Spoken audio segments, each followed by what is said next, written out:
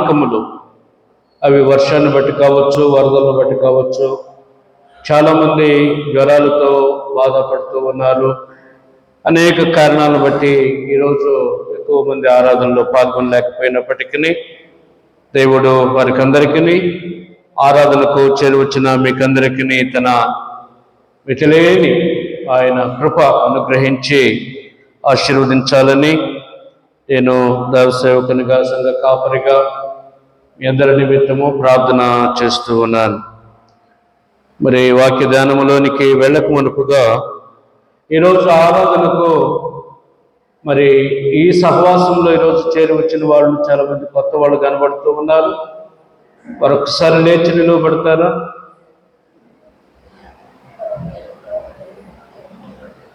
చాలా సంతోషం, మీరు ఈ ఆరాధనలో మాతో సహవాసం చేస్తున్నందుకు మీకు ప్రత్యేకంగా ఆహ్వానాన్ని తెలియజేస్తూ ఉన్నాను. దేవుడు మిమ్మలను, మీ కుటుంబాలను దీవించి ఆశీర్వదించునుగాక.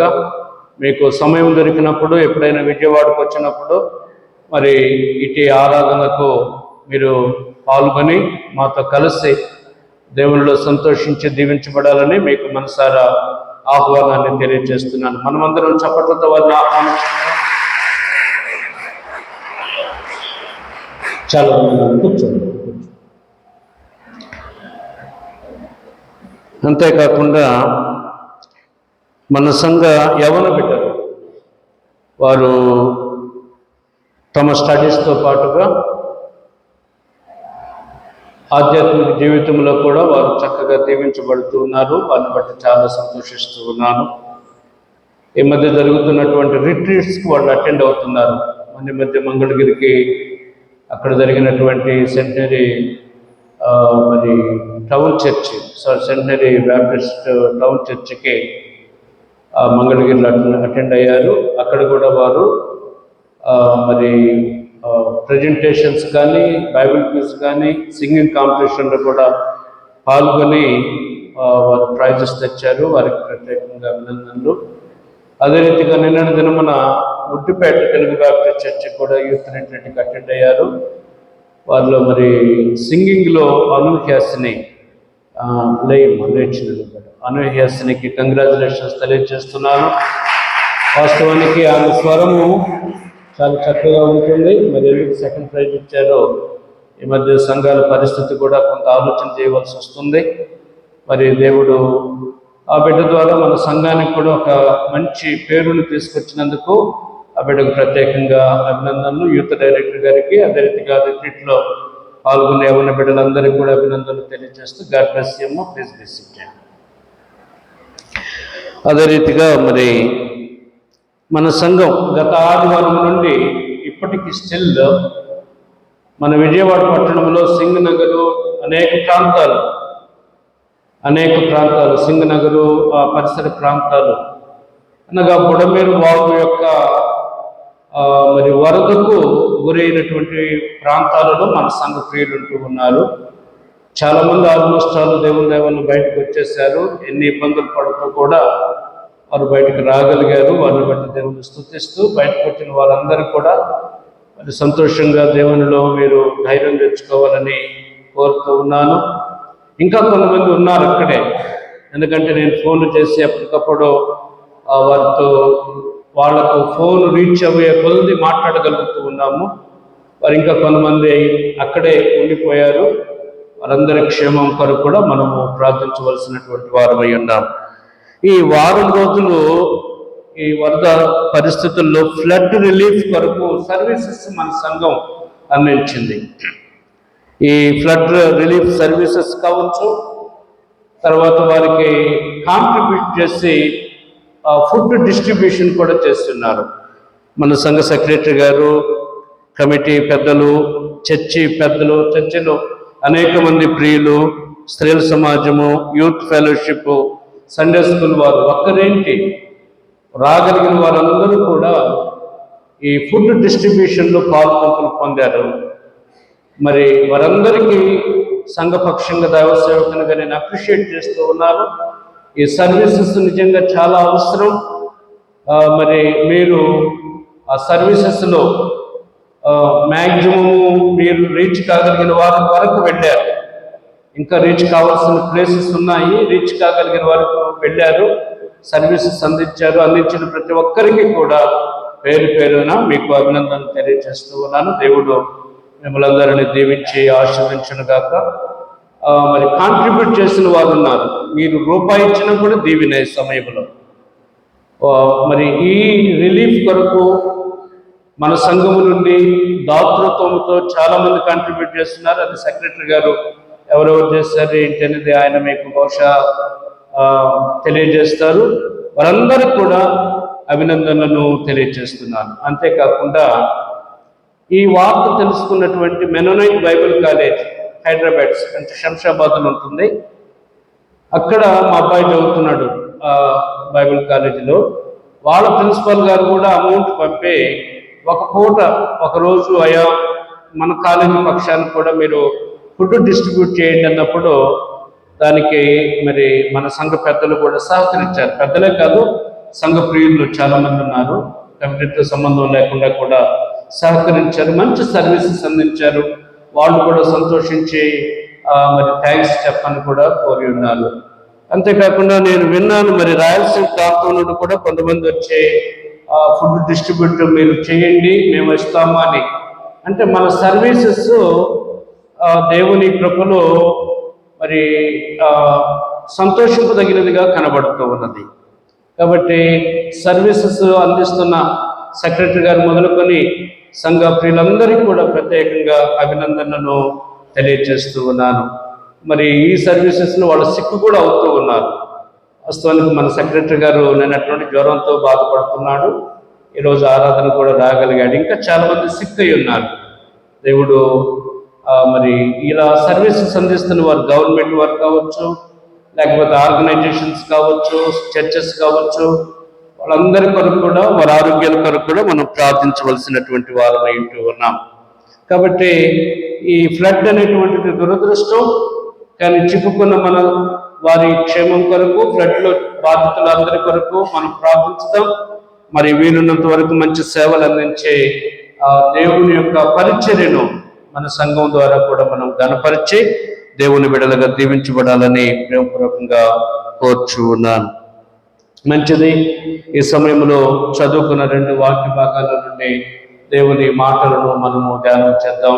2 వాక్య భాగాలు మనం తీసుకున్నాం. ఒకటి పాత నిబంధనలో యెషయా గ్రంథము 42వ అధ్యాయము 1వ వచనము నుండి 8వ వచనం వరకుల భాగములో దేవుడు తన జనులకు ఎటువంటి మేలు చేస్తాడు, ఎటువంటి స్వస్థతనిస్తాడు, ఏ విధంగా కార్యము చేయనయ్యున్నాడు అక్కడ యెషయా ప్రవక్త ద్వారా ఆ సమాజమునకు, ఆ జనులకు తెలియజేసి ఉన్నాడు. అంతేకాకుండా పరిశుద్ధుడైన మార్కు కూడా మార్కు సువార్త 3వ అధ్యాయము 1వ వచనము నుండి 6వ వచనం వరకుల భాగంలో ఒక బాగుపడిన సన్నివేశాన్ని మార్కు భక్తుడు రాస్తూ ఉన్నాడు. ఈరోజు మనము మార్కు సువార్త 3వ అధ్యాయము 1వ వచనము నుండి 6వ వచనం వరకుల వాక్య భాగంలో ఈ బాగుపడినటువంటి విధానము, బాగుపడటానికి గల పరిస్థితి ఏమై ఉన్నదో ఈ ధ్యానం ద్వారా మనము ధ్యానం చేద్దాం. క్రీస్తునందు ప్రియ దేవుని సంగమా, ఈ 3వ అధ్యాయం 1-6 వచనములలో ఓచ చేయగలవాడు ఒకడు బాగుపడ్డాడు. ఓచ చేయగలిగినటువంటి ఒక వ్యక్తి, వితౌట్ పర్సన్ హీలింగ్ అక్కడ రాయబడింది. అంటే వితౌట్ హీలింగ్ గురించి అక్కడ తెలియజేస్తున్నాడు. అంటే క్రీస్తునందు ప్రియమైనటువంటి వాళ్ళారా, ప్రభువైన యేసు విశ్రాంతి దినమున ఓచ పొడి చేయగలిగినటువంటి వ్యక్తిని బాగు చేసినటువంటి ఈ సందర్భమును 3 సువార్తికులు రాస్తూ ఉన్నారు. మత్తయి సువార్తికుడు రాస్తున్నాడు. మత్తయి సువార్త 12వ అధ్యాయము 9వ వచనములో, అదే రీతిగా లూకా సువార్తికుడు రాస్తూ ఉన్నాడు. లూకా సువార్త 6వ అధ్యాయము 6వ వచనములో రాస్తున్నాడు. లూకా భక్తుడైతే ఇంకొంచెము వివరంగా రాస్తూ ఉన్నాడు. ఏమని రాస్తూ ఉన్నాడంటే, ఆ విశ్రాంతి దినమందు ఓచ పొడి చేయగలిగినటువంటి ఒక వ్యక్తి అంటున్నాడు. అంటే ఈయన ఏ చేతికి ఓత వచ్చింది, లేకపోతే ఏ చెయ్యి మరి సచ్చుబడిపోయింది అనేటువంటిది కూడా రాస్తూ ఉన్నాడు. ఓచ పొడి చేయగలిగినటువంటి వ్యక్తి అని. చూడండి, ఆ భాగాన్ని నేను చదువుతున్నాను. పరిశుద్ధ గ్రంథములో లూకా సువార్త 6వ అధ్యాయము 6వ వచనం, మరి యొక్క విశ్రాంతి దినమున ఆయన సమాజ మందిరంలోనికి వెళ్ళి బోధించుచున్నప్పుడు అక్కడ ఊచ కుడి చేయగలవాడొకడు ఉండెను. ఏ చేతికి వచ్చిందంట? అది కుడి చేయి. ఊచ కుడి చేయగలిగిన వ్యక్తి అక్కడ బాగుపడినట్లుగా ఈ సువార్తికుడు రాస్తూ ఉన్నాడు. కాబట్టి ఇట్టి సమయంలో అక్కడ పరిచయులు కొంతమంది ఉన్నారు. వారు ప్రశ్నిస్తూ ఉన్నారు, విశ్రాంతి దినమున ఎందుకు ఈ పని చేశావు? విశ్రాంతి దినమున ఇది చేయకూడనటువంటిది కదా అని ప్రశ్నిస్తున్నారు. క్రీస్తునందు ప్రియులారా, ఈ ధ్యానంలో మనము బాగుపడిన వ్యక్తి ఏ విధంగా బాగుపడ్డాడు అనేటువంటిది మనము ధ్యానం చేద్దాం. క్రీస్తు ప్రియులారా, ఊచ పొడిచి అసలు ఎక్కువగా ప్రపంచంలో 2 చేతుల్లో ఏ చేతిని బలంగా ఉపయోగిస్తారు? Right hand. ఈ లెఫ్ట్ హ్యాండ్ వాళ్ళు కూడా సామాన్యులు కాదు వీళ్ళు. ఈ లెఫ్ట్ హ్యాండ్ వాళ్ళ గురించి కూడా స్టడీ చేసినప్పుడు వీళ్ళు ఇంతకన్నా ఇంకా గొప్ప కార్యాలు, కుడి చేతి వారు ఎక్కువ మంది కంటే తక్కువ మంది ఉన్నా ఎక్కువ గొప్ప కార్యాలు వీళ్ళ ద్వారా జరిగి ఉన్నాయి. ఈ క్రికెట్ ప్లేయర్స్ను చూచిన, రైటర్స్ను చూచిన, స్కాలర్స్ను చూచిన, లీడర్స్ను చూచిన ఎక్కువగా వీళ్ళలోని ప్రతిభావంతులు కనబడుతూ ఉన్నారు. సరే, కుడి ఎడమ 2 చేతులు దేవుడు ఇచ్చినటువంటివే. అయితే ఎక్కువగా కుడిచి అనేటువంటిది ఆధారమైనటువంటిది, మనుషునికి కుడిచి ఆధారమైనటువంటిది. ఈ కుడిచేయ బలహీనపడిపోతే తనకున్న ఆధారం పోయినట్టు లెక్క.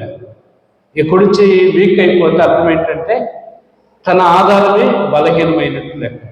తగ్గిన 2 సువార్తికులు ఈ ఊచ స్థితిని గురించి రాస్తుంటే లూకా భక్తుడు కుడి చేతిని కూడా ఆయన మరి రాయకున్న ఉద్దేశం ఏంటంటే అది పూర్తిగా నిరాధారణకు, నిస్సహాయకు లోనైనది అనేటువంటి విషయాన్ని ఆయన జ్ఞాపకం చేస్తూ ఉన్నాడు. క్రీస్తునందు ప్రియమైనటువంటి వాళ్ళ, ఏంటి అసలు ఊచతనం అంటే ఏంటి? ఊచతనం వేరు, పక్షవాతం వేరు. పెరాలసిస్ అంటే ఒక భాగం శరీరంలో కంప్లీట్ వన్ సైడ్, అది లెఫ్ట్ సైడ్ కావచ్చు, రైట్ సైడ్ కావచ్చు.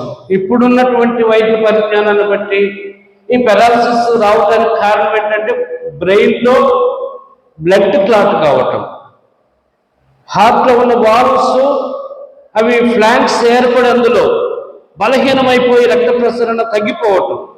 ఈ రక్త ప్రసరణ తగ్గటాన్ని బట్టి ఆ భాగం, ఏ భాగమునకైతే ఈ నాడులు వెళ్తాయో, రక్తనాళాలు వెళ్తాయో ఆ భాగము రక్తం అందదు కాబట్టి అవి క్రమక్రమేణా క్షీణించిపోతాయి, బలహీనమైపోతాయి.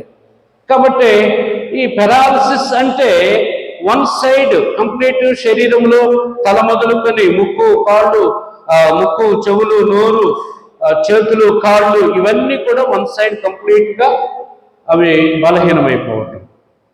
కానీ ఇక్కడ ఊచ లేక ఊచ చెయ్యి అంటే ఇంగ్లీష్లో విథర్డ్ అంటే విథర్డ్ హ్యాండ్ అంటే ఎండిపోయినటువంటి స్థితి. ఎండిపోయిన స్థితి. ఉదాహరణకు ఒక మొక్క నాటామనుకోండి, చక్కగా పెరుగుతుంది ఆ మొక్క. కొద్ది రోజులు దానికి నీరు అందలేదు. నీరు అందకపోతే ఆటోమేటిక్గా ఏమవుతుంది? ఆహారం అది తయారు చేసుకోలేదు. సూర్యుడి నుండి వచ్చేటువంటి ఎండను స్వీకరించి ఫోటోసింథసిస్ అది జరుపుకొని చక్కగా మొక్కంతటికి కావలసినటువంటి ఆహారాన్ని అది సంపాదించుకుంటుంది. దేని సహాయంతో? నీటి సహాయంతో. ఇప్పుడు నీరే అందలేదనుకోండి, ఏమవుతుంది? ఎండ ఉన్నా కూడా దానికి ప్రయోజనము లేదు. అప్పుడేమవుతుంది? కొద్ది రోజులకు ఆ మొక్క క్రమక్రమేణా పచ్చదనం తగ్గిపోతుంది. తర్వాత దాంట్లో ఉన్న జీవం తగ్గిపోతూ ఉన్నది. తగ్గిపోయి, వాడిపోయి, ఎండిపోయి పూర్తిగా చనిపోయిన స్థితిలోకి వస్తుంటుంది. అంటే జీవము లేకపోతే ఏ విధంగా అది బ్రతకలేదో ఈ ఊత స్థితి కూడా అటువంటిదే. జీవాన్ని కోల్పోయినటువంటి స్థితి. శరీరంలో ఈ చెయ్యి ఉన్నది కానీ ఆధారంగా చెప్పుకునేటువంటి రైట్ హ్యాండే కానీ దానికి ఏమి లేదంట, జీవం లేదు, దానికి శక్తి లేదు. అది బ్రతకటానికి ఇక ఎంతవట్టి పరిస్థితులు లేవు. ఇక పూర్తిగా అది శరీరములో అంటుకుని చనిపోయిన స్థితిలో ఉన్నటువంటిది. ఇటువంటి స్థితి కలిగినటువంటి వ్యక్తి ఇక్కడ మనకు కనబడుతూ ఉన్నాడు. క్రీస్తునందు ప్రియులారా, ఈ వ్యక్తి బాగుపడ్డాడు. ఇటువంటి స్థితి కలిగిన వ్యక్తి ఏది తనకు ముఖ్యమైనదో, ఏది తనకు తన కుటుంబానికి ఆధారమైనదో అటువంటి స్థితి బలహీనమైనప్పుడు, జీవం లేనప్పుడు, నిష్ప్రయోజనమైనప్పుడు ఆ స్థితిలో నుండి అతను బాగుపడ్డాడు. ఆ స్థితిలో నుండి, ఆ పరిస్థితిలో నుండి అతను బాగుపడ్డాడు. కాబట్టి ఈ ధ్యానంలో, ఈ ఆరాధనకు వచ్చిన మనమందరం కూడా మనం గమనించాలి, ఏది మనకు ఆధారం అవుతూ ఉన్నదో, ఏది మనకు ముఖ్యమవుతూ ఉన్నదో, ఏ పరిస్థితిలో మన ఆధారాన్ని, మనకు ఏదైతే ముఖ్యంగా ఉంటున్నదో దానిని బలహీనపరిచి మన కుటుంబానికి నిరుపయోగంగా మారుస్తూ ఉన్నదో ఆ స్థితిని మార్చగలిగి బ్రతికింప చేయగలిగేటువంటిది మన ప్రభు అయినటువంటి యేసుక్రీస్తు వారని ఈ ధ్యానము ఇక్కడ మనకు జ్ఞాపకం చేస్తూ ఉన్నది. క్రీస్తునందు ప్రియులారా, కాబట్టి 3 ప్రాముఖ్యమైనటువంటి విషయాలను ఈ భాగంలో నుండి మనము ధ్యానం చేద్దాం. మరొకసారి భాగాన్ని చూడండి, నేను చదువుతున్నాను, గమనించండి. మార్కు సువార్త 3వ అధ్యాయము 1వ వచనం నుండి కొన్ని మాటలు 5వ వచనం వరకు గల మాటలు నేను చదువుతున్నాను. సమాజ మందిరములో ఆయన మనలో ప్రవేశింపగా అక్కడ ఊచ చేయగలవాడు ఒకడు ఉండెను.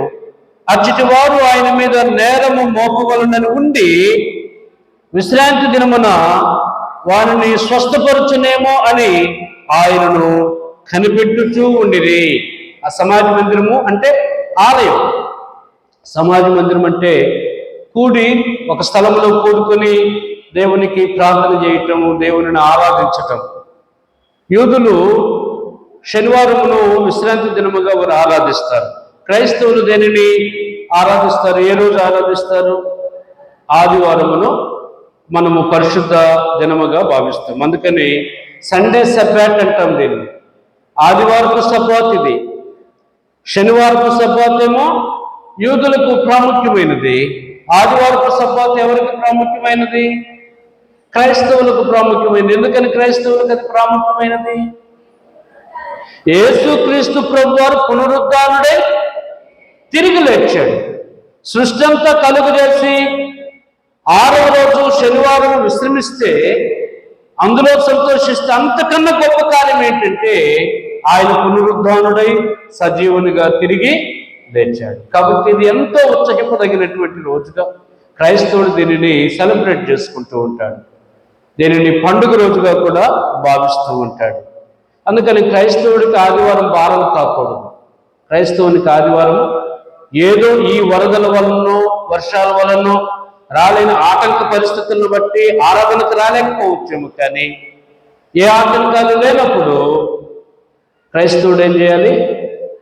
ఆరాధనకు వచ్చేసి దేవునిలో సంతోషించాలి. ఎందుకంటే క్రైస్తవునికి ఒక ప్రత్యేకమైన దినం ఉన్నది అంటే, ప్రత్యేకమైన రోజు ఉన్నది అంటే అది ఆదివారమే. క్రీస్తునందు ప్రియమైనటువంటి దేవుని సంగమా, ఈ సబాత్ రోజు ఇక్కడ జరిగినటువంటి విషయం ఏంటంటే, అచ్చటి వారు ఆయన మీద నేరము మోపు వాళ్ళ నుండి విశ్రాంతి దినమున వారిని స్వస్థపరచునేమో అని ఆయనను కనిపెట్టుతూ ఉండిరి. ఎవరిని కనిపెడుతూ ఉన్నారు? యేసయ్యను కనిపెడుతూ ఉన్నారు. ఏమని అనుకుంటున్నారంటే మనసులో, ఈ విశ్రాంతి దినమున ఏమైనా చేస్తాడేమో చూద్దాం. అసలు ఎందుకు రావాలి విశ్రాంతి దినమున గుడికి? విశ్రాంతి దినమున ఎందుకు గుడికి రావాలి? పదార్థంలో ఒక ఆజ్ఞ విశ్రాంతి దినముల గురించి వ్రాయబడింది. గత ఆదివారం మనం చూచాం. విశ్రాంతి దినము దేవుడు పరిశుద్ధపరిచాడు, అది ఆయనను ఆరాధించాలి. అది మన కొరకే ఇవ్వబడినది. విశ్రాంతి దినం కొరకు మనం కాదు, మన కొరకు ఇవ్వబడినది. మన కొరకు ఇవ్వబడిన దాన్ని మనం నిర్లక్ష్యం చేయకూడదు. మన కొరకు ఇవ్వబడిన దాంట్లో మనం చేరి వేరే వేరే వ్యాపకాలతో మనం ఉండకూడదు. దేవుని మందిరానికి వస్తే వేరే వ్యాపకాలు ఉంటే ప్రయోజనం లేదు. దేవుని మందిరానికి ఆరాధనకు వచ్చావు అనుకోండి, ఏం చేయాలి? పాడేవారితో కలిసి మనం గొంతులు కలిపి పాడాలి. ప్రార్థించే వారితో కలిసి మనసు కలిపి ఏకీభవించి, ప్రార్థనలో ఏకీభవించి దేవునికి వేడుకోవాలి.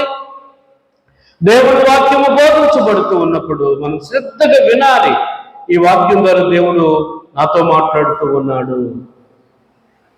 దేవుని యొక్క మాటలు శ్రేష్టమైనవి. ఇది లోకంలో ఎవరంటే వాళ్ళు చెప్పేవి కాదు. దేవుడు మనలను దర్శిస్తూ ఉన్నాడు. మనం బాగుపడటానికి, మనం సంతోషించటానికి, మనం మేలుతో దీవించబడటానికి దేవుడు మనకు అనుగ్రహించిన మంచి సమయం. దీనిని వదిలిపెట్టేసి ఆలయంలో కూర్చొని వేరు వేరు ఆలోచనలు చేస్తూ ఏం చేస్తాడో చూద్దాం, ఏం మాట్లాడతాడో చూద్దాం అని తప్పును వెతకటానికి కూర్చుంటే దానివల్ల ప్రయోజనం ఎంత మాత్రమో లేనే లేదు. దానివల్ల దీవెన కాదు, వారికి దీవెన కాదు, వారి కుటుంబానికి దీవెన కాదు. కానీ దేవుని సన్నిధికి వచ్చిన తర్వాత దేవునికి మన మనస్సు, మన హృదయాన్ని అప్పగించేసుకుని దేవుని మాటకు లోబడి విధేయత చూపితే ఖచ్చితంగా మనము దీవించబడతాం, ఆశీర్వదించబడతాం. ఆరాధనకు అక్కడ వచ్చిన ఒక సమాజం కనబడుతుందంట. వారు ఎటువంటి వారంటే ఆయనలో కనిపెడుతూ ఉన్నారంట. ఏం కనిపెడుతూ ఉన్నారు? తప్పిదాలు కనిపెడుతూ ఉన్నారు. ఆయనలో తప్పిదాలు వెతుకుతూ ఉన్నారు. ఆయనలో తప్పిదాలు వెతికి నువ్వు చేయగలిగే దేవుడు. పాపం మంచి ఆలోచన చేశారు. 6వ వచనం చదువుతున్నాను, గమనించండి. మార్కు సువార్త 3వ అధ్యాయం 6వ వచనం. పరిసయ్యులు వెలుపలికి పోయి వెంటనే హేరోదీయులతో కలుసుకుని ఆయనను ఎలాగూ సంహరించమని ఆయనకు విరోధముగా ఏం ఆలోచన చేస్తున్నారంట? వెలుపలికి వెళ్ళిపోయి ఎవరితో సహవాసం చేస్తున్నారు? ఈ హేరోదీయులు ఎవరు అంటే యూదులలో ఒక శాఖ. యూదులలో హేరోదు అనుచరులు వీళ్ళు. హేరోదు రాజు పొలిటికల్ గా కూడా వీరు వారితో అనుసరిస్తూ ఉన్నారు. ఈ పరిసయ్యులైనటువంటిది ఒక శాఖ. వీళ్ళు వాస్తవానికి దేవునికి ఎంతో మమ్మల్ని మేము సమర్పించుకున్నాం, మేము దేవునికి సేవ చేస్తాం, దేవుని పరిశుద్ధతను మేము అనుసరిస్తాం, ధర్మశాస్త్రాన్ని అనుసరిస్తామని ఒక నిష్ఠత ఏర్పాటు చేసుకున్న వాళ్ళు యేసుక్రీస్తు ప్రభు వారి దగ్గరకు వచ్చే లోపల ఎవరితో చేయగలుగుతూ ఉన్నారు? హేరోదీయులతో. ఎందుకు వారితో చేయగలగాలి? మందిర అభివృద్ధి కొరక, ఆరాధన పరిచర్య విస్తరణ కొరక కాదు. యేసును సంహరించాలి. యేసు ఎవరు? ఈ సృష్టికర్త, లోకానికి రక్షకుడుగా వచ్చున్నాడు. లోకాన్ని దేవుని వైపు త్రిప్పుతూ ఉన్నాడు. లోకమునకు దేవుని సువార్త అందిస్తూ ఉన్నాడు. ఆయననే హతమారిస్తే ఈ సువార్త ఆగిపోతుంది. ఆయననే నశింపజేస్తే ఇక పరలోకపు విషయాలను చెప్పడానికి వీలుండదు. ఇది ఎంత సాతాను కుట్ర, సైతాను యొక్క కుట్ర ఇదంతా. సైతానుడు ఎప్పుడు కూడా దేవుని విషయాల్లో, దేవుని కార్యాల విషయాలలో దురుద్దేశాన్ని పన్నుతూ ఉంటాడు, కానీ సదుద్దేశాన్ని ఎప్పుడు ఎంత మాత్రమో ఆలోచన చేయడు. కాబట్టి ఆ విశ్రాంతి దినమున ఆ ఆరాధన స్థలమునకు చేరువచ్చిన వారిలో ఒక గుంపు వారు కనబడుతూ ఉన్నారంట. వారు బాగుపడే వాళ్ళు బాగుపడుతుంటే సంతోషించక, బాగుపరుస్తున్నటువంటి ఆయనను ఏ విధంగా నాశనం చేద్దాము అని వారు పన్నాగాలు పొందుతూ ఉన్నారు. క్రీస్తునందు ప్రియ దేవుని సంగమా, అలాంటి ఉద్దేశాలతో ఆరాధనలో ఉంటే మనలను మనం సరి చేసుకుందాం. అలాంటి ఆలోచన నిష్ప్రయోజనం, ఎంత మాత్రము క్షేమం కాదు. మనకు క్షేమం కాదు, మన కుటుంబానికి క్షేమం ఎంత మాత్రం కాదు. దేవుని పని ఎప్పుడు కూడా ఆగదు, దేవుని పరిచర్య ఎప్పుడు కూడా ఆగదు. కాబట్టి ఇక్కడ వారు దురుద్దేశముతో కనిపెట్టుతూ ఉన్నారంట. ఆయనను కనిపెట్టుతూ ఉండిరి. అయితే ప్రభు ఏం చేశాడో చూడండి. 3వ వచనం, మార్కు సువార్త 3వ అధ్యాయం 3వ వచనం. ఆయన, నీవు లేచి మధ్యన నిలువుమని ఓచ చేయగల వారితో చెప్పి వారిని చూచి, విశ్రాంతి దినమున మేలు చేయుట ధర్మమా, కీడు చేయుట ధర్మమా, ప్రాణరక్షణ ధర్మమా, ప్రాణహత్య ధర్మమా అని అడిగెను. అందుకు వారు ఊరకుండిరి. ఈ ఓచ చేయగలిగిన వ్యక్తిని ప్రభువు చూస్తూ ఉన్నాడు. అంటే ఆధారం కోల్పోయి తనకున్నటువంటి ఆ కుటుంబానికి ఏదైతే ముఖ్యమైనదో దానిలో క్షేమం లేనటువంటి నిస్సహాయ స్థితిలో ఉన్న వ్యక్తిని ప్రభు చూస్తూ ఉన్నాడు. నిజంగా ఆరాధనకు వచ్చిన వారిలో ఆయన కనుదృష్టి అందరి మీద ఉంటుంది. అందుకని యెషయా భక్తుడు అంటాడు, నలిగిన హృదయం కలిగిన వారిని, విరిగిన మనసు కలిగినటువంటి వారిని ఉజ్జీవింపచేయటానికి ఆయన వారి మధ్య ఉంటున్నట్లుగా వాక్యంలో వ్రాయబడి ఉన్నది. క్రీస్తునందు ప్రియ దేవుని సంగమా, ఆ భాగమును మనం గమనించుదాం. యెషయా గ్రంథము 57వ అధ్యాయం 15వ వచనం గల వాక్య భాగాన్ని ఒకసారి మీరు చూడవలసిందిగా కోరుచున్నాను. నేను చదువుతున్నాను, గమనించండి. మహాగణుడును, మహోన్నతుడును, పరిశుద్ధుడును, నిత్య నివాసియునైన వాడు ఇలాగ సెలవిచ్చుచున్నాడు, నేను మహోన్నతమైన పరిశుద్ధ స్థలంలో నివసించువాడను అయినను. ఎవరినంట? ఎవరిని చూస్తాడంట ఆయన? తప్పులు కనిపెట్టే వారిని కాదు. వాళ్ళు ఎప్పుడు ఇంకిదే బుద్ధి వాళ్ళది, వాళ్ళని ఎవరు మార్చలేదు. వాళ్ళ మనసు మార్చుకుని ఆయనకి చోటిస్తే దీవించబడతారు. కానీ ఆయన ఎవరిని చూస్తూ ఉన్నాడంటే, వినయము గల వారి ప్రాణమును ఉజ్జీవింపచేయుటకును, నలిగిన వారి ప్రాణమును ఉజ్జీవింపచేయుటకును, వినయము గల వారి యొద్దను, దీన మనసు గల వారి యొద్దను నివసించుచూ ఉన్నాను. వాళ్ళను ఉజ్జీవపరచాలి. ఉజ్జీవం అంటే జీవాన్ని కోల్పోయిన స్థితిలో నుండి మళ్ళా జీవముతో నింపటం అన్నమాట. చాలా మంది ఉద్యోగ కోడికలు పెడుతూ ఉంటారు. ఎందుకు ఉద్యోగ కోడికలు పెడతారో దాని అర్థం తెలియకుండానే ఉద్యోగ కోడికల్లో పాల్గొంటారు. ఉద్యోగము అంటే మరలా రివైవ్ కావటం, మరలా శక్తితో నింపబడటం, మరలా తిరిగి ఆ ఆత్మీయ స్థితిలో పడిపోకుండా నిలదొక్కుకోవటం, ఏదైతే బలహీనపరిచి కోలుకోవటానికి సిద్ధంగా దాని నుండి కాపాడబడటం. ప్రభు అంటూ ఉన్నాడు, నేను వినయము గల వారిని, దేని మనసు గల వారిని ఏం చేస్తానంటున్నాడు? ఉజ్జీవపరుస్తానంటున్నాడు. కాబట్టి దేవుని పిల్లలంగా మనము జ్ఞాపకం చేసుకోవాలి. ప్రభు ఆ వ్యక్తిని లేచి మధ్యన నిలువమని చెప్పి ఏమంటున్నాడంటే, ఆ సమాజం అంతటితో అంటున్నాడు, విశ్రాంతి దినమును మేలు చేయుట ధర్మమా, కీడు చేయుట ధర్మమా, ప్రాణరక్షణ ధర్మమా, ప్రాణహత్య ధర్మమా అని అడిగెను. అందుకు వారు ఓరకుండిరి. విశ్రాంతి దినమును ఏం జరగాలి? మేలు. ఎందుకంటే విశ్రాంతి దినమే దేవుడు తన బిడ్డల కొరకు ఇచ్చినటువంటిది. ఆయన కొరకు కాదు, తన బిడ్డల కొరకు ఇచ్చినటువంటిది. ఈ విశ్రాంతి దినమున మేలే జరగాలి, కానీ నష్టం జరగకూడదు, కీడు జరగకూడదు. దీనికి వారి దగ్గర ఆన్సర్ లేదు. అందుకని 5వ వచనం కూడా గమనించండి. ఆయన వారి హృదయ కాఠిన్యమునకు దుఃఖపడి కోపముతో వారిని కలియచూచి దుఃఖపడుతూ ఉన్నాడంటే యేసయ్య.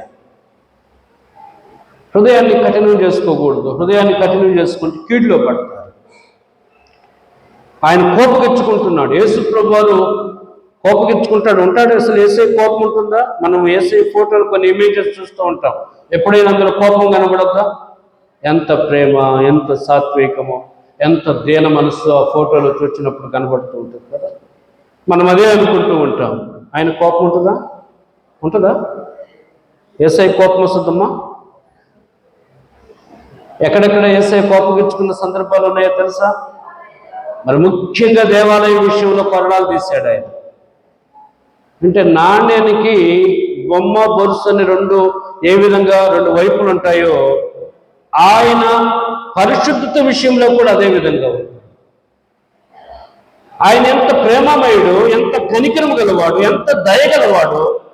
అదే సమయంలో పరిశుద్ధతను నిర్లక్ష్యము చేసి పరిశుద్ధతను చెడగొట్టడానికి ప్రయత్నం చేస్తే అంత కోపం కూడా ఆయన పడతాడు.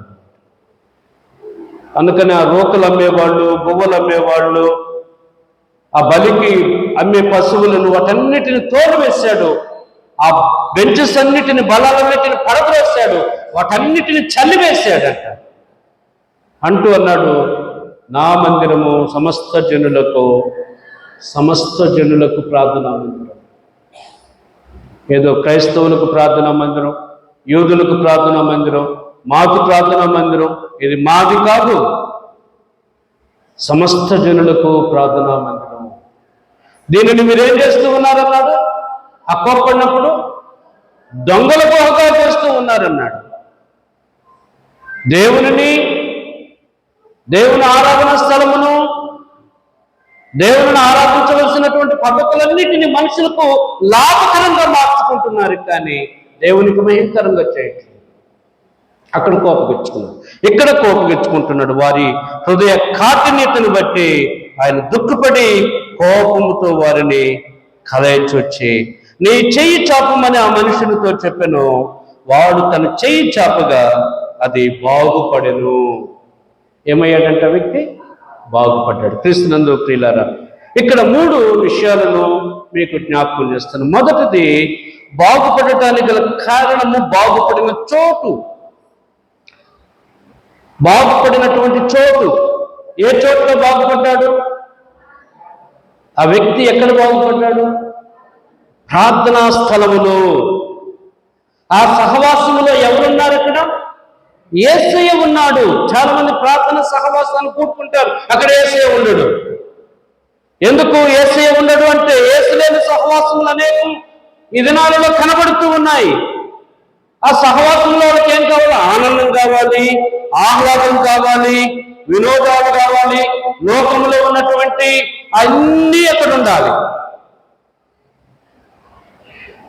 అన్ని కోరుకుంటారు, కానీ ఎవరు కావాలని కోరుతారు? అక్కడ యేసయ్య అక్కడ ఉండాలని కోరుకోరు. యేసయ్య పేరును ఉపయోగిస్తారు. యేసు ప్రభు వారి పేరు మీదే సహవాసం చేస్తారు. యేసు ప్రభు వారి పేరు మీద పాటలు పాడతారు. యేసు ప్రభు వారి పేరు మీద వాయిద్యాలు వాయిస్తారు. కానీ యేసు ప్రభు వారు మాత్రం అక్కడ ఉండడు. ఎక్కడ ఉంటాడు యేసుక్రీస్తు ప్రభు వారు? పూర్ణ హృదయముతో, పూర్ణ బలముతో, పూర్ణ ఆత్మతో, పూర్ణ మనసుతో ఆయనను ఆరాధిస్తే వారి మధ్యలో ఆయన ఉంటాడు. వారి మధ్య ఉంటాడు ఆయన. కాబట్టి ఈ వ్యక్తి బాగుపడినటువంటి విధానంలో మొదటిది బాగుపడిన చోటు ఇక్కడ మనం గమనించాలి. క్రీస్తునందు ప్రియులారా, యేసును కలిగినటువంటి సహవాసములో ఉన్నప్పుడే బాగుపడతాం. యేసయ్య లేని సహవాసములో, యేసయ్య పేరు మీద యేసయ్య లేని సహవాసములో ఉంటే ఎంత మాత్రము మేలు కలుగదు. కీర్తనకాడు అంటాడు, 132వ కీర్తనలో నేను చదువుతున్నాను, గమనించండి. 132వ కీర్తన 13వ వచనం నుండి 16వ వచనం గల వాక్య భాగాన్ని ఒకసారి మనం గమనించుదాం. 132వ కీర్తన 13వ వచనం నుండి నేను చదువుతున్నాను, గమనించండి. యెహోవా సీయోనును ఏర్పరచుకుని ఉన్నాడు, తనకు నివాస స్థలముగా దానిని కోరుకుని ఉన్నాడు. ఇది నేను కోరిన స్థానము, ఇది నిత్యము నాకు విశ్రమ స్థానముగా ఉండను. ఇక్కడనే నేను నివసించదును. దాని ఆహారమును నేను నిండారులుగా దీవించదును. దానిలోని బీదలను ఆహారంతో తృప్తిపరచెదను. దాని యాజకులకు రక్షణను వస్త్రముగా ధరింపచేసేదను. దానిలోని భక్తులు బిగ్గరగా ఆనందగానము చేసేదను. ఆయన కోరుకున్న స్థలంలో మన సంఘం ఆయన కోరుకున్న స్థలం. ఇక్కడ ఆయన తన బిడ్డల మధ్య ఉండటానికి, తన బిడ్డల యొక్క స్తుతుల మధ్య సంతోషించటానికి, ఆరాధనలో సంతోషించటానికి ఆయన సిద్ధంగా ఉన్నాడు, ఎదురు చూస్తూ ఉన్నాడు.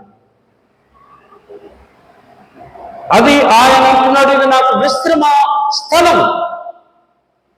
కాబట్టి ప్రతి క్రైస్తవ సంఘము, ఎవరైతే సంఘస్థులు ఆ సంఘానికి చెందిన ఉన్నారో ఆ సంఘానికే వెళ్ళాలి. వారం వారం మనకు నచ్చిన చోట అక్కడ పాటలు బాగా పాడతారు, అక్కడ వాయిద్యాలు బాగా వాయిస్తారు, అక్కడ ఆరాధన బ్రహ్మాండంగా ఉంటుంది, ఉద్యోగం ఉంటుంది అనుకోతే దీవెన ఉండదు. దేవుడు నీకు ఏదైతే ఇచ్చాడో అది నీకు ఆశీర్వాదకరమైనటువంటి స్థలం, అది నీకు దీవెనకరమైనటువంటి స్థలం. దానిని క్రమం తప్పకుండా మనము అందులో పాల్గొనాలి. అక్కడ అంటున్నాడు, దాని ఆహారమును నేను నిండాలుగా దీవించను. కరువు అనేటువంటిది లేకుండా నేను దీవిస్తాను. దానిలోని బీదలను ఆహారంతో తృప్తిపరిచేదను. తృప్తి అనేటువంటి వర్డ్ చాలా దీవెనకరమైనటువంటి పదం. చాలా మందికి కోపం ఉన్న తృప్తి ఉండదు, సంతోషించలేరు. ఈ మధ్య ఈ వరదలు మనకు అనేక పాఠాలు నేర్పిస్తూ ఉన్నాయి. అందులో ఒక ట్రక్కులో కొంతమంది వెళుతూ ఉన్నారు. మన వాళ్ళు చక్కగా రాశారు. ఏం రాశారు తెలుసా? ఆ ట్రక్కులో ధనం కలిగిన వాళ్ళు ఉన్నారు, ఆ ట్రక్కులో మేధావులు ఉన్నారు, ఆ ట్రక్కులో అన్ని పరిస్థితులు కలిగిన వారు ఉన్నారు. ధనము, మేధావితనము, జ్ఞానము ఏది కూడా సహాయపడ, ఇదిగో ఈ ట్రక్ ఉపయోగపడుతుంది అంటూ ఉన్నారు. డంపింగ్ ట్రక్ అది. అర్థమవుతుందా? ఎన్నున్నా కూడా ప్రయోజనం లేదు. కానీ ఆయన దీవెన ఉంటే తృప్తి ఉంటుంది. నీకు కలిగింది కొంచెమైనా సరే నీవు దాన్ని సంతోషించగలవు, నీ కుటుంబంతో సంతోషించగలవు, నీ బిడ్డలతో సంతోషించగలవు. క్రీస్తునందు ప్రియ దేవుని సంగమా, దానిలోని బీదలను ఆహారంతో తృప్తిపరచెదను, దాని యాజకులకు రక్షణను వస్త్రముగా ధరింపచేసేదను, దానిలోని భక్తులు బిగ్గరగా ఆనందగానము ఏం చేస్తారంటే బిగ్గరగా. ఎంతమంది నిజంగా ప్రెజెంట్ వర్షిప్ లో గొంతులు విప్పి బిగ్గరగా సంతోషంగా దేవుని స్తుతించగలుగుతున్నారు? ఏదేదో కొత్త పద్ధతి పెట్టారని చెప్పి విమర్శలొద్దు. సంఘంతో కలిసి సంతోషిద్దాం, సంఘంతో కలిసి ఆరాధిద్దాం, సంఘంతో కలిసి దేవుని గణపరుద్దాం. దేవుడు సంతోషపడాలి, మనుషులు కాదు. దేవుడు సంతోషపడాలి. నా బిడ్డలు ఎంత సంతోషంగా నన్ను స్తుతిస్తున్నారు, ఆరాధిస్తున్నారని ఆయన సంతోషపడితే నీకు నిండారుగా దీవెనలు ఉంటాయి. క్రీస్తునందు ప్రియ దేవుని సంగమం. కాబట్టి ఈ వ్యక్తి, ఈ ఓచ చేయగలిగినటువంటి వ్యక్తి బాగుపడినది ఎక్కడంటే ప్రార్థనా స్థలములో. ఏ ప్రార్థనా స్థలము? యేసయ్య ఏర్పాటు చేసుకున్న ప్రార్థనా స్థలము. ఆ ఉద్యోగ సభల్లో, ఈ స్వస్థత సభల్లో కార్యక్రమం రాయబడింది. ఎక్కడ ఈ వ్యక్తి బాగుపడ్డాడో తెలుసా? ఎక్కడైతే సమాజము వాళ్ళ క్రమం తప్పకుండా ఆరాధనలో పాల్గొంటున్నారో ఆ స్థలములో బాగు ఉన్నది, ఆ స్థలములో స్థితి మారిపోతూ ఉన్నది, ఆ స్థలములో నిండారులతో కూడిన దీవెన దేవుడు అనుగ్రహిస్తాడు. రెండవదిగా మనం గమనిస్తే బాగుపడిన రోజు, బాగుపడిన చోటు చూచాం, బాగుపడిన రోజు. ఇది 2వ వచనంలో నేను చదువుతున్నాను, గమనించండి. మార్కు సువార్త 3వ అధ్యాయం 2వ వచనం. అచ్చటి వారు ఆయన మీద నేరము మోపవల్ల నుండి విశ్రాంతి దినమున వారిని స్వస్థపరచునేమో అని ఆయనను కనిపెట్టుతూ ఉండేది. ఆ రోజు తక్కిన రోజులు వెతకట్లేదు వాళ్ళు. ఆదివారం వెతకట్లేదు, సోమవారం వెతకట్లేదు, అప్ శుక్రవారం వరకు వెతకట్లేదు. ఒక్క విశ్రాంతి దినముగా పిలువబడిన శనివారం రోజు మాత్రం వారు చూస్తూ ఉన్నారు. అంటే వాళ్ళు కేవలం ఆ రోజుకే ప్రాధాన్యత ఇస్తున్నారు, కానీ తక్కిన రోజులకు ప్రాధాన్యత ఇవ్వట్లేదు. క్రీస్తునందు ప్రియులారా, కానీ బైబిల్లో అన్ని రోజులు మంచివే. బైబిల్లో అన్ని రోజులు మంచివే. మంగళవారం మంచిది, శుక్రవారం మంచిది. ఆ రోజు డబ్బులు ఇవ్వచ్చు, ఆ రోజు డబ్బులు వేయచ్చు, ఆ రోజు డబ్బులు కూడా తీసుకోవచ్చు. ప్రయాణాలు కూడా ఈరోజు మంచి రోజు కాదు, లేకపోతే ఈరోజు బయలుదేరకూడదు అనుకుంటే ప్రయోజనం లేదు. నా ప్రయాణాల్లో ఎక్కువగా నేను ఇవే ఎత్తుకుంటే, ఎందుకంటే ఫ్రీగా ఉంటుంది జర్నీ. తెలుసా మీకు? చాలా ఫ్రీగా ఉంటుంది. ఎందుకంటే జనులంతా సెంటిమెంట్లతో ఆగిపోతూ ఉంటారు. కానీ బైబిల్ గ్రంథంలో రోజులకు ప్రాధాన్యత ఇస్తూ ఉన్నటువంటి జీవితం ప్రయోజనం లేదు. రోజులన్నీ కూడా మంచివే, అన్నీ మంచి రోజులే. ప్రభువు కలుగు చేసిన సృష్టిని చూస్తే ఆదికాండం 1వ అధ్యాయంలో మీరేం చూడొద్దు, వినండి. 6 రోజులు సృష్టి చేస్తే ఆయన 6వ రోజు చివరిన మనుషుణ్ణి చేశాడు. ఈ 6 రోజుల్లో ఇది చెడ్డది, ఇది నాకు సంతోషం ఇవ్వలేదన్నాడా?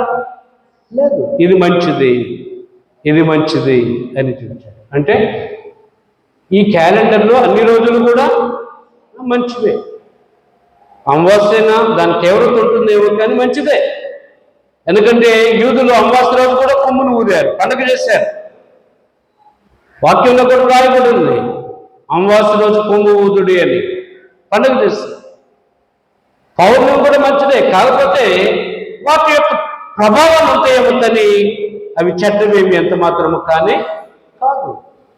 క్రీస్తునందు ప్రియ దేవుని సంగమా, ఒకరోజు మంచిది మరొక రోజు మంచిది కాదని కాదు, కానీ దేవుడు ప్రతిరోజును మంచి రోజుగా చూచాడు. ఈ మధ్య వర్షాల్లో నేను చెప్పాను కదా, ఈ వరదలు మనకు చాలా పాఠాలు నేర్పిస్తుంది. అందులో ఇంకొక పోస్ట్ కూడా నేను చదివాను. ఏంటంటే ఈ వాస్తుల గురించి ఆ పోస్ట్ పెట్టారు. వాస్తుతో గట్టినవి, వాస్తు లేకుండా గట్టినవి, వాస్తు చెప్పేవాడు గట్టినవి, అన్నీ కూడా ఏమైందంటే వరదలో. పాపం అది విషాదం కదా. వాస్తు ప్రకారంగా కట్టుకుంటే ఏమైందంట, ఆ దాకా వచ్చే ఉన్న నీళ్లు నేను అబ్బాయి వాస్తు బాగుంది నేను పక్కన వెళ్తాను, నేను వెళ్ళాయాలి. ఇది రిచ్ ఏరియా అని చెప్పేది ఏమన్నా తెప్పించేమన్నా పక్కన నీళ్ళుందా? ప్రకృతిని మనుషుడు నాశనం చేసినంత వరకు అది నాశనం చేస్తుంది. దేవుడు పెట్టిన నియమాన్ని మనం అతిక్రమిస్తే మనకు ప్రమాదమే. దేవుడు నదులను, వాగులను, వంకలను వాటి కొరకు ఏర్పాటు చేస్తే వాటిని ఆక్రమించుకొని మనం అక్కడ నివాసం అంటే ఒక దినాన అవి నా మార్గం ఇదని చెప్పి వస్తాయి. మన దగ్గరికి రావటం కాదు, మనమే వాటి దగ్గరికి పోయి నష్టపోతూ ఉన్నాం. క్రీస్తునందు ప్రియమైనటువంటి వాళ్ళారా, అనేక ప్రాంతాలు పాపం నీటి మునిగినప్పుడు ఎంత బాధ కలుగుతూ ఉన్నదో. ఏ రోజు మంచి రోజు, తిథులు, నక్షత్రాలు మనిషికి ఏం చేస్తాయంట? మేలు చేస్తాయా? అదృష్టాలు, దురదృష్టాలు మేలు చేస్తాయా? కాదు. ఇవి ఎంత మాత్రం కానే కాదు. మేలు చేసేది ఒక్కడే. ఎవరు? మన సృష్టికర్త, ఈ సమస్త సృష్టికర్త. ఆయన మేలు చేయటానికి ఈ లోకానికి వచ్చాడు. ఆయనను మనం విస్మరిస్తూ ఉన్నాం. ఆయనకు మనం అనేక సిద్ధాంతాలు ఆపాదిస్తూ ఉన్నాం. ఆయనకు అనేక ఆలోచనలు ఆయనకు మనం పెడుతూ ఉన్నాం. కానీ ఇక్కడ మనం గమనిస్తే అతను బాగుపడినటువంటి రోజు అది విశ్రాంతి దినము కలిగినట్లుగా మనం చూస్తూ ఉన్నాం. క్రీస్తునందు ప్రియులారా, అన్ని రోజులు మంచివే. అయితే దేవునిని ఆరాధించే రోజు ఒక ప్రాముఖ్యమైనది. అది ఆదివారము, పరిశుద్ధమైనది. కుటుంబంతో ప్రభువుని ఆరాధించాలి. ఆ రోజులు మనం మన కొరకు ఉపయోగించుకుంటే ఈ పరిశుద్ధ దినాన్ని మన కుటుంబంతో కలిసి, ఒకవేళ మన ఇంట్లో సర్వెంట్స్ ఉంటే వాళ్ళని కూడా తీసుకొని దేవుని సన్నిధికి రావాలి, వచ్చి సంతోషించాలి, దేవుల్లో సంతోషించాలి, దేవుని ఆరాధించాలి.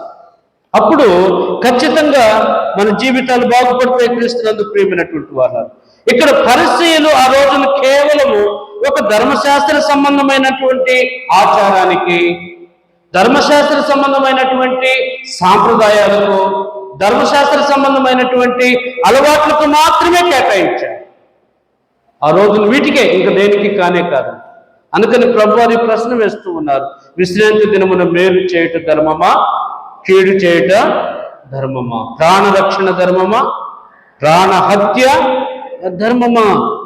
అంటే ఈ పరిసయ్యులైనటువంటి వారు ఆ రోజును కేవలము కొన్నిటికి మాత్రమే ఆపాదిస్తూ ఉన్నారు. కానీ ఆ సమయంలో అక్కడ ఎవరున్నారంటే యేసు ప్రభువారు ఉన్నారు. ఎవరైనా? ఆయన రక్షకుడు, లోకరక్షకుడు. ఆయన పుట్టక మునిపే ఆయన గురించి ఏం రాయబడిందంటే, తన ప్రజలను వారి పాపముల నుండి ఆయనే రక్షించును గనుక ఆయనకు యేసు అని పేరు పెట్టుదురు. రక్షించటానికి పుట్టినటువంటి ఆయన దేని నుండి? విపత్తుల నుండా, అగ్ని ప్రమాదాల నుండా, రోడ్డు ప్రమాదాల నుండా, వీటన్నిటికంటే ప్రమాదకరమైన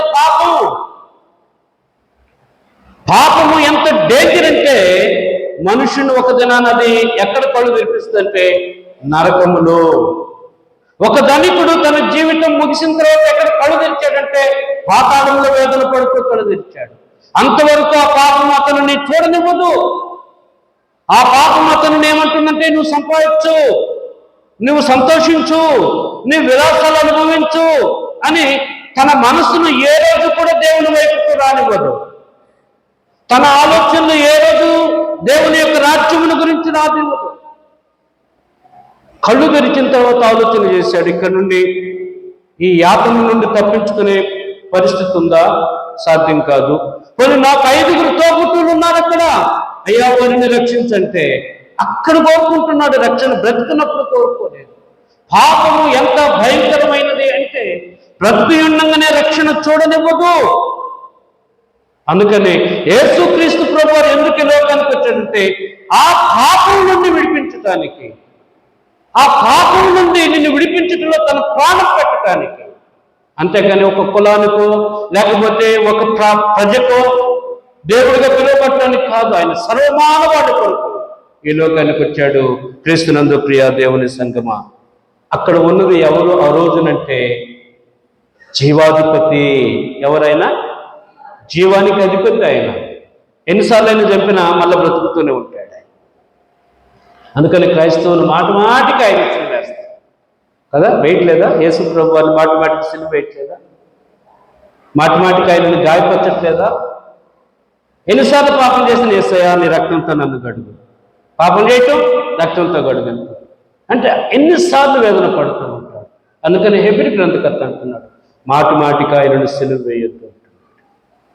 ఆయన జీవాధిపతి. ఆయన మరణించాడు, మరణాన్ని జయించి సజీవునిగా తిరిగి లేచి ఉన్నాడు.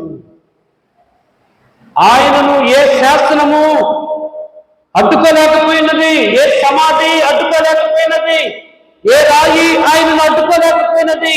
ఆయన సజీవుడిగా తిరిగి లేచాడు. ఆయన జీవాధిపతి. కాబట్టి ఆ జీవాధిపతి ఉన్న రోజు ఆశీర్వాదకరమైనటువంటిది. ఆయన నిత్య జీవము దయచేవాడు. నిత్య జీవం దయచేస్తాడు. ఈ లోకంలో జీవం ఇవ్వటం కాదు. ఈ లోకంలో ప్రతి మనుషునికి దేవుడు జీవము ఒక నియమిత కాలం వరకే పెట్టాడు. 70 సంవత్సరాలు కావచ్చు, అధిక బలం ఉంటే 80 సంవత్సరాలు కావచ్చు, ఒకవేళ 100 సంవత్సరాలు కూడా దాటచ్చు. కానీ ఈ లోకంలో ఒకరోజు మనుషునికి తన జీవితానికి ముగింపు ఉన్నది. కానీ నిత్య జీవము నిరంతరము జీవించే కృప యేసుక్రీస్తు ప్రభునందు విశ్వాసం ఉంచిన వారికి లభిస్తుంది. క్రీస్తునందు ప్రియ దేవుని సంగమం అంటే విశ్వసించిన వారందరూ రక్షించబడతారు. ఆయన మాటకు విధేయత చూపు వారందరూ బాగుపడతారు. ఎందుకంటే ఆయనలో జీవం ఉన్నది. ఈ వ్యక్తిని చూచి నీవు మధ్యన లేచి నిలువబడమని చెప్పగా ఆ వ్యక్తి లేచి నిలువబడ్డాడు. నీ చెయ్యి చాపనగా ఆ చేతికి ఏమొచ్చిందంట? ఎండిపోయినటువంటి జీవము లేనటువంటి నిరుపయోగంగా ఉన్నటువంటి ఆ చేతిలోకి జీవం వచ్చేసింది, శక్తి వచ్చేసింది. బాగుపడిపోయాడు ఆ వ్యక్తి. బాగు చేసింది కేవలం యేసు ప్రభు వారే. బాగు చేసింది యేసుక్రీస్తు ప్రభు వారు. బాగుపడేటువంటి సమయం ఎప్పుడంటే ఆరాధన సమయం. ఆరాధనకు వచ్చినప్పుడు ఆ వ్యక్తి బాగుపడతాడు. ఆరాధన స్థలం ప్రాముఖ్యమైనదే, ఆరాధన సమయం కూడా చాలా ప్రాముఖ్యమైనటువంటిది. చివరిగా మూడవది మనం గమనించినప్పుడు బాగుపడిన చేతులు ఉపయోగపడాలి. బాగుపడిన చేతులు ఏం కావాలి? ఉపయోగపడాలి. నిరుపయోగం అంటే ప్రయోజనం ఏంటి? మనం బాగుపడిన చేతులు ఉపయోగపడాలి. ఉపయోగిస్తేనే అవి ఇంకా ప్రయోజనకరంగా మారుతాయి. చాలామంది చేతులు బాగుపడుతూ ఉన్నారు కానీ ఉపయోగించట్లేదు, వాటిని ఉపయోగించట్లేదు. మనం గమనించాలి. క్రీస్తునందు ప్రియమైనటువంటి వారులారా, దేవుడు తన చేతులతో పనిచేశాడా లేదా చెప్పండి? చేశాడు. ఈ సృష్టి అంతటిని కలుగు చేసింది నోటి మాటతో కావచ్చు, కానీ మనుషుని మాత్రం కలుగు చేసింది మాత్రం దేంతో? చేతులతో చేయటం. అంటే తను పని చేయటం. నేలమట్టిని తీసుకుని బురద చేసి దానిని రూపం ఇచ్చాడు. ఈ మధ్య సండే స్కూల్లో పాటలు కూడా వచ్చాయి. ఎంత చక్కగా రాశారంటే, నిన్ను చూసి నన్ను చేర్చావు కదా. నిన్ను చూసి అంటే నేను ఏ కోటి రూపమో కాదు, ఏ పక్షి రూపమో కాదు, ఏ జలచరమో చేపనో లేకపోతే మొసలో తిమింగలం రూపం కాదు. ఎవరి రూపం అంటే మనలో ఉండేది? ఆయన రూపం మనలో ఉంది. దావీదు భక్తుడు ఎంత చక్కగా వర్ణిస్తాడంటే, అయ్యా నీవు దేవదూతల కంటే కొంచెం తక్కువగా చేసావు మమ్మల్ని, మహిమా ప్రభావములను కిరీటముగా పెట్టావు మనుషునికి. అందుకని ఈరోజు కూడా సునీత విలియమ్స్ అంతరిక్షంలో ఉంది. ఇంకా అంత దూరం వెళ్ళున్నారు అంటే మనుషుని యొక్క మేధాశక్తి, మనుషుడు ఉపయోగించేటువంటి టెక్నాలజీ ఇవంతా కూడా శాలలేనటువంటి ప్రాంతాలకు కూడా పోయి అక్కడ ఏముందో తెలుసుకుందాం అన్నంత దూరంగా ప్రయాణిస్తూ ఉన్నాయి. ఈ మహిమ, ఈ జ్ఞానం ఎవరిది? దేవుడిదే. ఆయన చేతులతో మనలను రూపించాడు. ఆ మనుషునిలో నుండి ఈరోజు మానవ సృష్టి వస్తూనే ఉంది. కదా ఆయన తన స్వాస్థాలతో చేసినటువంటిది క్రీస్తునందు ప్రియులారా. కాబట్టి దేవుడే పని చేసినప్పుడు మనం పని చేద్దామంటారా వద్దంటారా? వద్దా? పని చేయొద్దా? పని చేయాలి, మనం కూడా పని చేయాలి. పని చేయకపోతే మన చేతులు ఏమవుతాయి? సోమర్థనానికి లోనవుతాయి. సోమర్థనానికి లోనైతే బద్ధకానికి లోనవుతాయి. బద్ధకానికి లోనైతే ఏమవుతుందంటే సోమరివాడు పస్తూ పడియుండును. కాబట్టి పని చేయాలి. పని చేయటానికి శక్తిని కూడా దేవుణ్ణి అడగాలి. రెండవది, చేతులను దేనికి ఉపయోగించారని మనం చూస్తే సహాయం చేయటానికి. నేను రెఫరెన్స్లు చెప్పట్లేదు, కానీ సమయాన్ని బట్టి నేను జ్ఞాపకం చేస్తూ ఉన్నాను. సహాయం చేయాలంటే మన చేతులు దేనికి ఉపయోగపడాలంటే పని చేయటానికి ఉపయోగపడాలి, బాగుపడిన చేతులు. రెండవది, సహాయం చేయాలి. ఎవరికి సహాయం చేయాలి? అక్కర కలిగిన వారికి సహాయం చేయాలి, ఆపదలో ఉన్న వారికి సహాయం చేయాలి. మన చర్చి గ్రూప్ను చూసినప్పుడు చాలామంది ఈ ఫ్లడ్ రిలీఫ్ కొరకు వాళ్ళ కొరకు సహాయం చేయటానికి వాళ్ళకు తోచినంత పంపిస్తూ ఉన్నారు. చాలా సంతోషం. నిజంగా మనం కష్టార్జితం మనమే తింటే అది ఏమి సంతోషం ఇస్తుంది? అదే మన కష్టార్జితంలో అక్కర కలిగిన వారికి కూడా మనం ఇవ్వగలిగితే అది ఎంత సంతోషం అంటే అది చెప్పశక్యం కానంత సంతోషం. దేవుడు కూడా వాళ్ళని సమృద్ధిగా దీవిస్తాడు. దేవుడు కూడా దీవిస్తాడు. ఎంతసేపటిగా బిగబెట్టున్నాం అనుకోండి, ఇక ఆ బిగబెట్టినట్టే ఉంటుంది, కానీ దీవెనలు రావు దాని మీద. కానీ మన చేతులు సహాయం చేసే చేతులు ఉండాలి. అవసరతలో ఉన్న వారికి, బాధల్లో ఉన్న వారికి, ఇబ్బందుల్లో ఉన్న వారికి, నీకు కలిగిందే, నీకు లేనిదొద్దు, నీకు లేని అప్పు తెచ్చి చేయమని లేదు, నీకు కలిగిన దాంట్లోనే నీవు సహాయం చేస్తే దేవుడు నిన్ను సమృద్ధిగా దీవిస్తాడు. అంతేకాదంట, ఈ చేతులు మన సంతోషాన్ని కూడా పంచాలంట.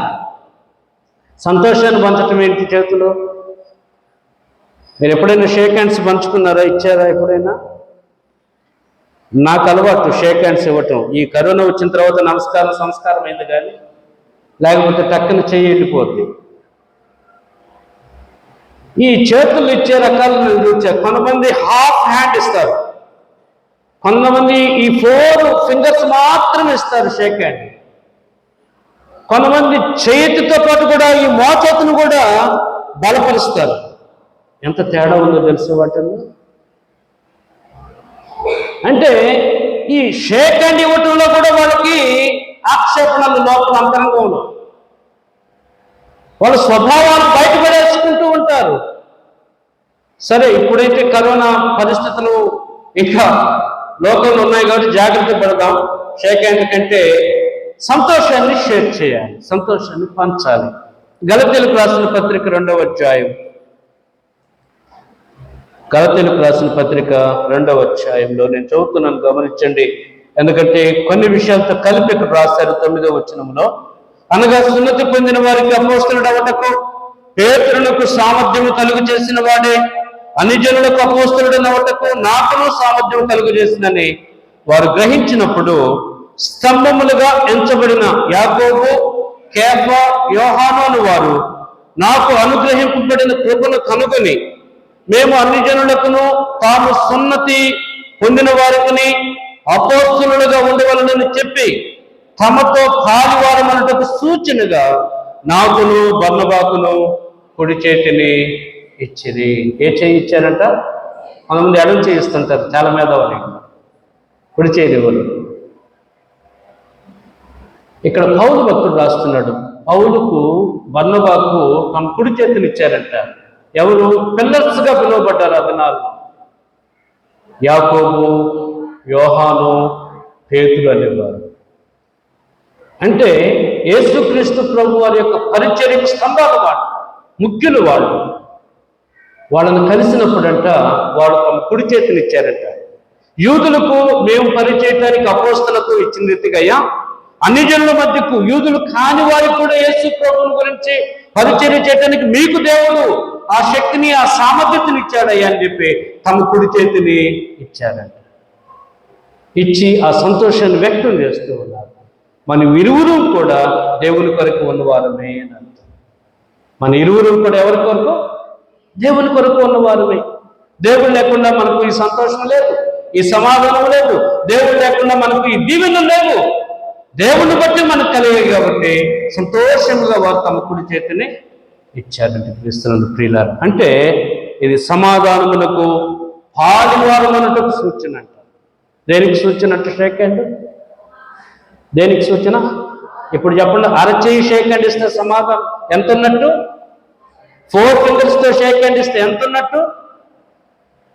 ఇందులో ఏమన్నా సైన్స్ ఉందా? ఇందులో ఏమన్నా లాజిక్ ఉందా? కానీ వాక్యం అయితే జ్ఞాపకం చేస్తుంది, మాతో నీవు పాలువారవు అనటానికి సూచన. మేము తక్కువ కాదు, నీవు తక్కువ కాదయ్యా, మనమందరం దేవుని కృపలో ఉన్నామని. సంతోషంలో కూడా ఒకవేళ నువ్వు తక్కువైతే చెప్పు, ఉన్న దాంట్లో మనం సంతోషిద్దాం అన్నదానికి సూచనగా వారు తమ కుడి చేతినిచ్చినట్లుగా మనం చూస్తూ ఉన్నాం. చివరిగా ఈ బాగుపడిన చేతులు ఉపయోగపడటంలో దేవుని ఆరాధించడానికి ఉపయోగించాలి. దేని కొరకు ఉపయోగించాలంట? దేవుని చేతులతో ఆరాధించవచ్చు. దేవుని ఆరాధించవచ్చు. ఎలా అంటే చేతులు జోడించి మనం దేవునికి ప్రార్థన చేయొచ్చు.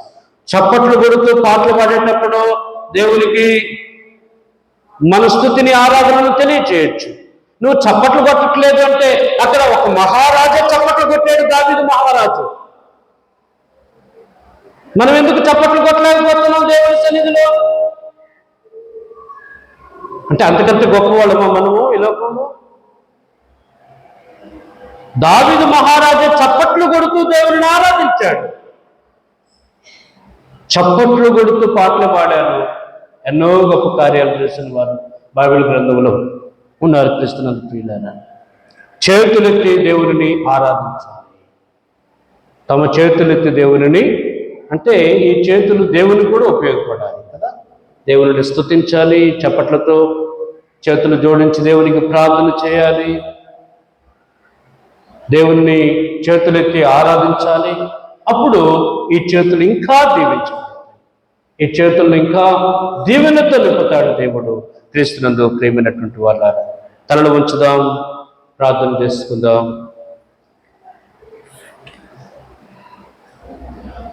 ఈ ఊచు చెయ్యి బాగుపడినటువంటి వ్యక్తి నుండి ఈ ఆరాధనలో మనం కొన్ని ప్రాముఖ్యమైనటువంటి విషయాలను చూస్తూ ఉన్నాం.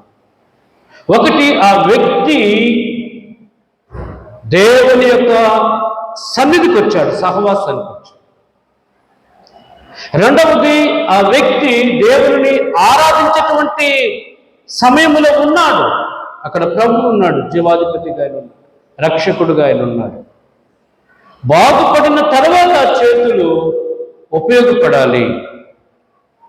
మనం బాగుపడాలి, సంతోషించాలి, దేవుని ఆరాధించాలి. మన చేతులు కూడా దేవా, ఈ చేతులు నీ బిడ్డగా ఉపయోగించాలి, ఆశీర్వదించు ప్రభు అని మనం వేడుకుందాం. దేవుడు సహాయం చేస్తాడు. దయగలిగిన మా తండ్రిని పాదాలు పొందడానికి చెల్లిస్తున్నాం. ఈ ఆరాధనలో తండ్రి కూడి వచ్చినటువంటి నీ బిడ్డలు అయిన మా అందరితో ఈ ధ్యానం ద్వారా మీరు మాట్లాడినందుకై నీ కృతజ్ఞతాస్తుతి స్తోత్రములు చెల్లిస్తున్నాం. నిజమే నా ప్రభువా, ఈ లోకములో దేవా నిన్ను కలిగినటువంటి సహవాసము మాకు ఆశీర్వాదకరమైనటువంటిది. నిన్ను కలిగిన సమయము, రోజు అది దీవెనకరమైనటువంటిది ప్రభువా. ఎందుకనగా అందులో నీవుంటూ ఉన్నావు, నీవు జీవాధిపతి ఉంటూ ఉన్నావు. అత్యున్నత సింహాసనాసీనుడు అయినప్పటికీ ప్రభువా, ఇదిగో నిన్ను ఆరాధించే వారి మధ్యలో చేరి దేవా నీ కృప కొరకు కనిపెట్టి వారికి సహాయం చేస్తూ ఉన్నావు, వారిని బాగు చేస్తూ ఉన్నావు, వారిని శక్తివంతులుగా చేస్తూ ఉన్నావు తండ్రి. బాగుపడుతున్నటువంటి మేమందరం కూడా మా జీవితాలను ప్రయోజనకరంగా మార్చి ఉపయోగించి నిన్ను గణపరచుటకు సహాయం చేయమని యేసు ప్రభు వారి పరిశుద్ధ నామమున ప్రార్థిస్తున్నాము తండ్రి, ఆమేన్. క్రీస్తునందు ప్రియ దేవుని సంగమా, ఈ సమయము మన అర్పణలను అర్పించే సమయం కాబట్టి మరి యూత్ క్వైర్ వారు వచ్చే కానుక పాట పాడుతూ ఉంటుండగా పరిచారకులు వచ్చే కానుకలు, ప్రత్యేక కానుకలు, పేదల కొరకైన కానుకలు తీయవలసిందిగా కోరుచున్నాను.